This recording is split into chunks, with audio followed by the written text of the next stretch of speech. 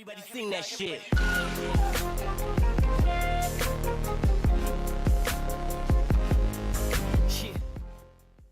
Leighton on playing in goal for Scotland aged 40 against Brazil at France 98.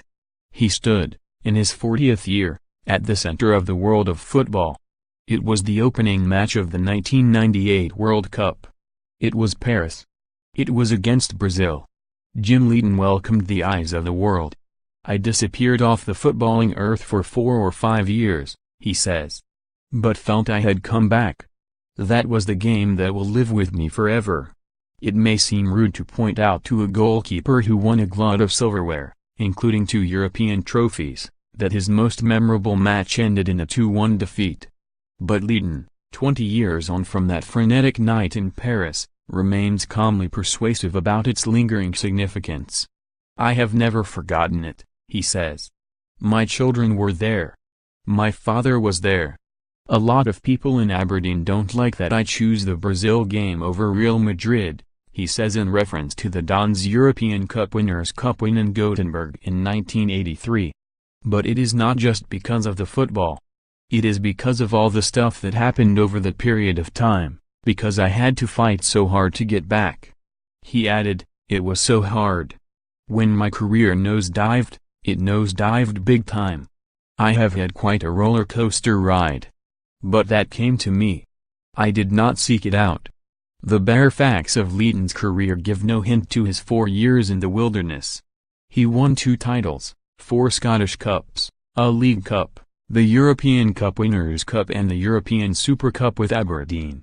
He played as a professional from 1977-2000, traveling to 4 World Cups and earning 91 caps.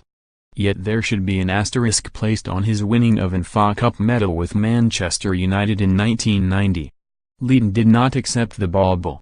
Dropped for the replay after a 3-3 draw in the final with Crystal Palace, he was offered the winner's medal by his replacement, Leighton, after Manchester United won the replay 1-0. He politely but pointedly refused. He was sent a medal by the FA as he qualified for it by playing in the first match. He sent it back.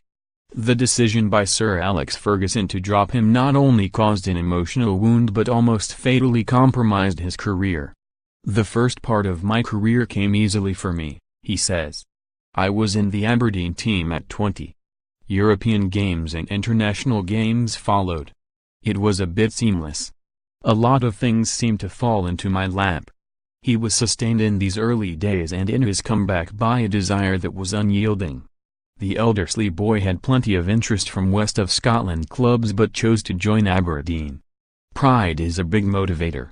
Pride and money are the big motivators for people. And money has never, ever been a factor for me. It's always been about pride, my ego, my desire to do well," he says. "You don't want to be a failure. This was what going to Aberdeen was about. I said to my mum and dad that the only reason I would be back would be because I wasn't good enough. I wasn't coming back because of alcohol problems or women or gambling. I was brought up in Elderslie and it was quite a hard upbringing. I was lucky to get the chance and I wasn't going to let it slip. I only wanted to play football. It was all I ever wanted to do. I never wanted to look back at the end of my career and say, if only. I gave it everything. And football gave it back." A decade of success at Aberdeen was followed by a move to Manchester United in 1988. 2 years later came that fateful cup final with 3 goals shipped against Palace. That unforgiving day in the sun was followed by a merciless winter. He never played for United again. It was followed by a loan period at Arsenal, no first-team games. Then a loan at Reading, 8 games played. And then a transfer to Dundee where he made just more than 20 appearances. This scant resume covers the best part of 4 years. It was a very difficult time, he adds. A lot of managers were put off. They didn't think I would be able to handle all the stuff that was thrown at me for 4 years. The one guy who gave me the chance was Alex Miller at Hibs. I knew when I met him I had turned a corner, he says of signing on at Easter Road for the 1993-94 season. After I talked to Alex, I went back to my wife and said, "Something good is going to come out of this. You get the feeling about moves. Right after I signed for Dundee, I phoned my wife and said, I have made a mistake. But when I went to Hibs it was different. I felt good about it. I didn't think I was going to get another 33 caps and go to another World Cup, but I knew something good was coming. I always felt I was not finished. I am a stubborn so-and-so and have a belief in myself, too. I had to draw a line under how my career had gone.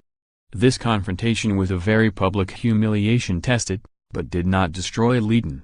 It makes him an expert witness in the case of Loris Karius and the Liverpool keeper's loss of 2 bizarre goals in the Champions League final against Real Madrid. My heart goes out to him, he says. It's the loneliest place in the world. Believe me, it can get very, very lonely there between the posts. There is no